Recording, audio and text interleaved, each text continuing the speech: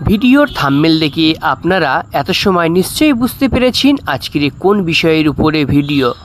হ্যাঁ বন্ধুগণ, আজকের আমি আপনাদেরকে দেখাবো মাঠে কিভাবে আপনারা টমেটোর বীজ থেকে চারা তৈরি করবেন এবং সেপ্টেম্বর মাসে আপনারা কোন জাতের টমেটোর চারা রোপণ করলে তা থেকে খুব উন্নত মানের চারা গাছ তৈরি করতে পারবেন এবং সেই চারা গাছ থেকে আপনারা যথেষ্ট পরিমাণ টমেটো উৎপাদন করতে পারবেন। তাহলে চলুন শুরু করা যাক। এর প্রিয় চ্যানেল রূপ গ্রিন 007।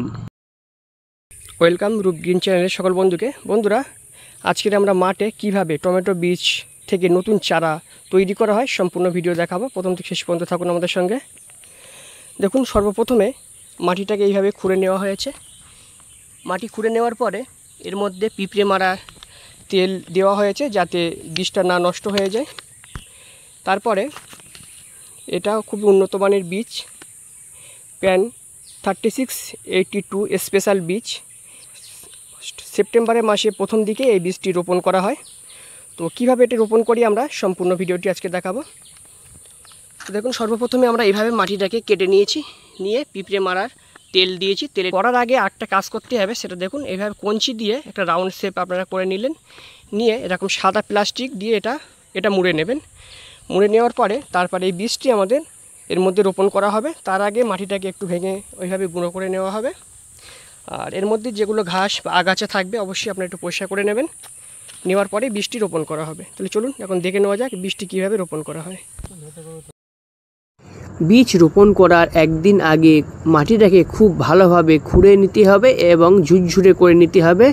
যত মাটিটি ঝুরঝুরে হবে তত আপনার গাছটি ভালো হবে।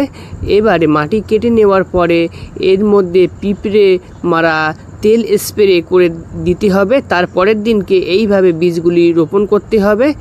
2 আঙুল গ্যাপ দিয়ে একটি লম্বা দাগ টেনে নেওয়া হবে। তারপরে এই বীজগুলিকে এর ভিতরে একটা একটা করে এইভাবে ছড়িয়ে দিতে হবে। তবে এই কাজটি একটু সময় নিয়ে করতে হবে, কারণ টমেটো বীজ খুবই ছোট হয় এবং এটা খুব ধীরে ধীরে আপনাকে সুন্দরভাবে বীজগুলি রোপণ করতে হবে। এখনও পর্যন্ত যে সকল বন্ধুরা আমার চ্যানেলটি সাবস্ক্রাইব করেননি, চ্যানেলটি সাবস্ক্রাইব করে রাখুন। ছাদে এবং মাঠে কিভাবে সবজি চাষ করা হয় সেই বিষয়ে আমার চ্যানেলে ভিডিও আপলোডিং করা হয়। দেখুন, বীজগুলো প্রথমে এইভাবে হাত দিয়ে একটু মাটিটাকে সরিয়ে বীজগুলো ওখানে দেওয়া হয়েছিল। এইবারে হালকা করে কিন্তু মাটিটা একটু চাপা দিয়ে দিতে হবে। এইভাবে হালকা করে মাটিটাকে একটু চাপা দিয়ে দিতে হবে।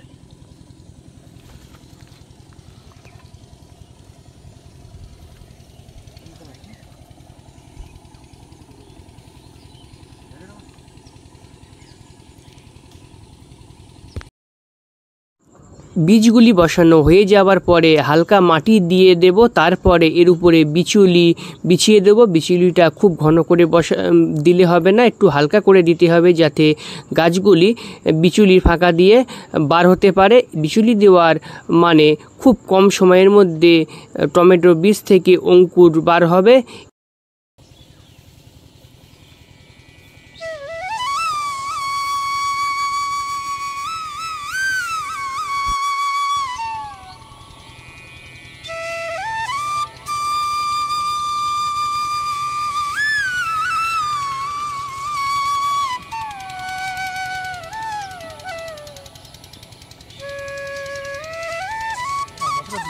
चारा किनती है।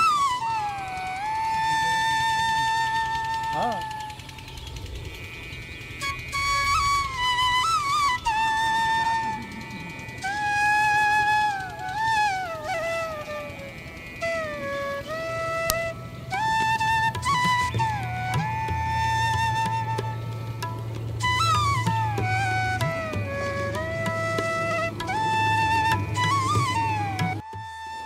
এইভাবে নর্মাল পানি দিয়ে দেওয়ার পরে প্লাস্টিকটি ঢাকা দিয়ে রেখে দেওয়া হবে এবং মাঝে মধ্যে প্লাস্টিকটি একটু খুলে দিতে হবে। খেয়াল রাখতে হবে বৃষ্টির সময় কোনো মতেই এটি খুলে রাখা যাবে না। বীজ বসানোর 4 থেকে 5 দিন পর বিচুলি খুলে দিতে হবে। তখন এই রকম বীজ গাছগুলি হয়েছে। 4 দিনে এই গাছটির বয়স। এখন আপনারা দেখছেন এই গাছটি 10 দিন বয়স। আরও কিছুদিন বড় হওয়ার পরে এই গাছগুলি তুলে নিয়ে তারপরে জমিতে রোপণ করা হবে। তো ভিডিওটি কেমন লেগেছে অবশ্যই আপনারা কমেন্ট করবেন। চ্যানেলে নতুন হলে চ্যানেলটি সাবস্ক্রাইব করে রাখবেন। তো বন্ধুরা, এর পরবর্তী ভিডিওতে আমি আপনাদেরকে দেখাবো আপনারা যারা ছাদে টমেটোর গাছ বসাতে চান, ছাদে কিভাবে আপনারা টমেটোর বীজগুলি তৈরি করবেন সেই বিষয়ে খুব শীঘ্রই ভিডিও আসছে আমার।